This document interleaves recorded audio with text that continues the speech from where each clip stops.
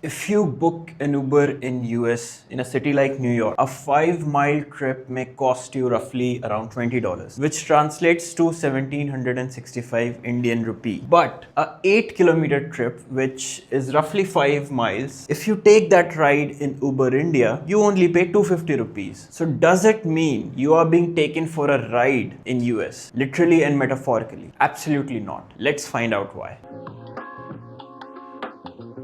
If you book an Uber X in the US, you get these cars: Corolla, Camry, Prius, Accord. And if you book an Uber Go in India, these are the most common cars you will see: the Wagon and the Dzire. Both these cars roughly cost around $10,000. Before moving to Uber XL, let me tell you, these cars are not even available in the US. And out of these 4 cars, only Camry is available for sale in India, and it is prohibitively expensive. The Toyota Camry costs $70,000 in India. Now let's move to Uber XL. Now if you book an Uber XL in USA, these are the cars which will take you to your destination: a Chevy Suburban, a Honda Odyssey, or a Toyota Sienna. Whereas in India, if you book an Uber XL, you will be taken in a Toyota Innova or a Suzuki Ertiga. What is common between all these cars is these are all 7-seater options. And you don't get these cars in USA and these set of cars in India. But in India, we have a trump card: the auto, or the 3-wheeler, or famously known as the tuk-tuk in other parts of the world. This is a revolution. It is low cost, it can take 3 people,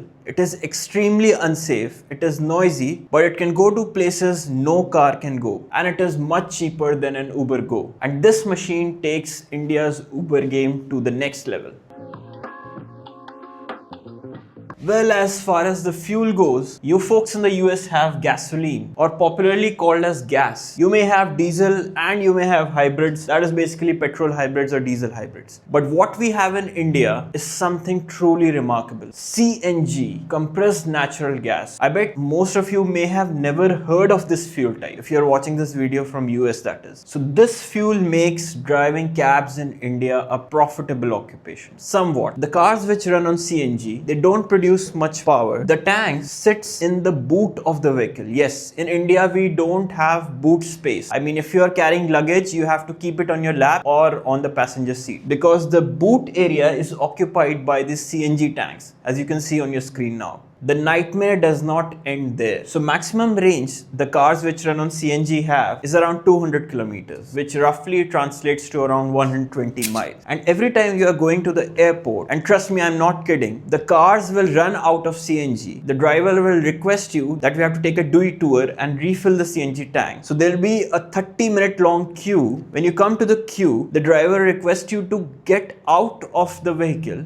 because filling a CNG in a vehicle while you being seated inside it is considered unsafe. So you have to step out of the vehicle while the CNG is being filled, and when it is done, then you resume your journey. So this is an unplanned 40-minute break from your usual journey. So if you are taking an Uber to airport in India, make sure that CNG cylinder is completely filled so that you don't miss your flight. Now if you are a foreigner who has faced this hurdle, I know what you must be thinking: that I was sitting inside the car which had a cylinder inside of it, and if that thing ever blasted, my last Google search would be Uber estimated time of arrival.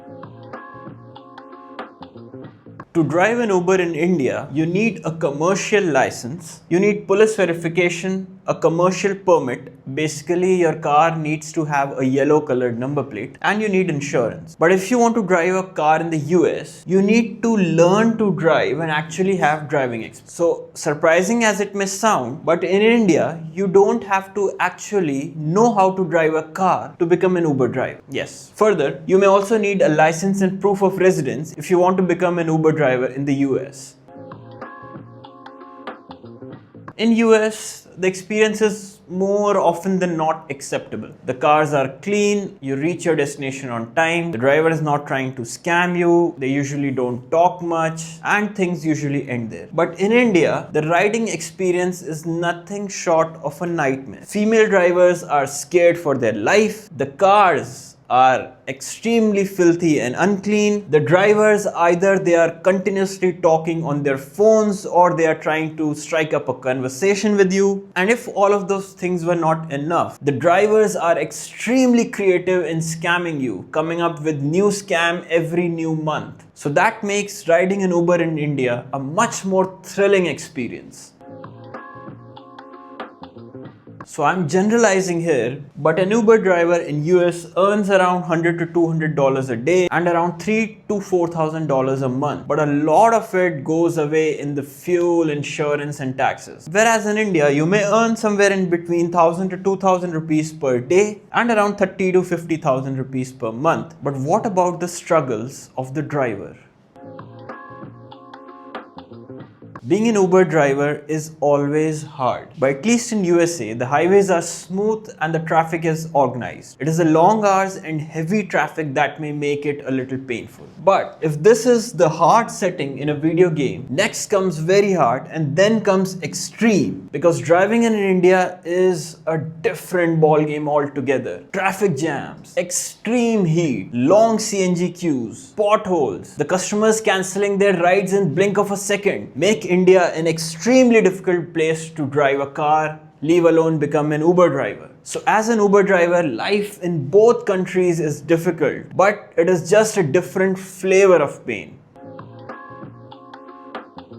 Now you have watched this analysis. Do let me know in the comments if given an option you would become an Uber driver in which of these two countries. And if you're getting yourself a new car, do make sure to check out PDI Master Blueprint. I've pinned it in the comments. India is a very low trust society and I want you to ensure a flawless delivery of your new car. Thank you and bye bye.